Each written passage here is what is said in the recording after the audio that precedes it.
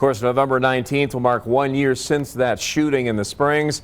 It's had a profound impact on our community and local law enforcement. Today, News 5's Eleanor Sheehan had a chance to speak with Springs Police Chief Adrian Vasquez. Eleanor in studio with his message. Eleanor?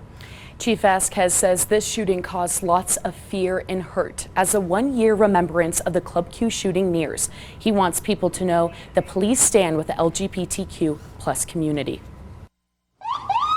On the night of November 19th, 2022, 911 received several calls about a shooting inside Club Q.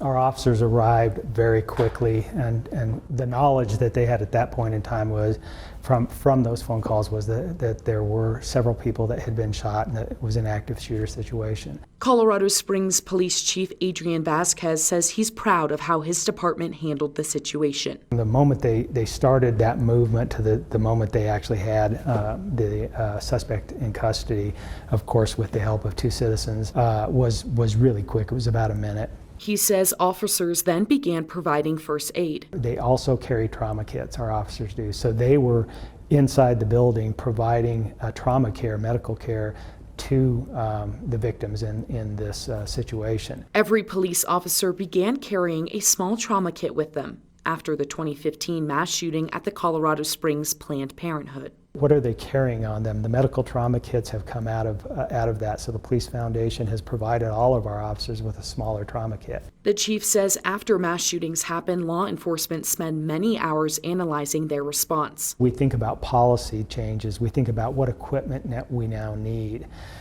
We think about, what kind of training should we add, or should we just maintain this kind of training? He says through their evaluation of Club Q, they believe their current training properly prepared officers. The speed at which they entered that building, the speed at which they started caring from a medical perspective for all of those other victims that were in there. One thing they did learn was that they needed to invest more in first aid equipment. These larger trauma kits that have a lot more the care items in it, so that when we do hit these larger events, you can grab that out of the sergeant's vehicles and bring them in. The chief says the scene was disturbing for many officers and victims. They saw some pretty traumatic things, and they saw some pretty horrific things. He says they started a partnership with behavioral health specialists to offer more support and resources. And that's not necessarily a police response, but it came out of a police response. Diversus Health in Colorado Springs is currently offering free therapy to people impacted by the Club Q shooting. What is your message to victims of the Club Q shooting?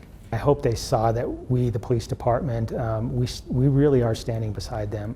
And moving forward, we're still here. We're still going to be there for them. Chief Vasquez says police will be at the 1 year remembrance ceremony. He says they've been paying close attention and they're doing everything they can to make sure it's a safe event. The ceremony will be held at noon on November 19th at Club Q. Rob.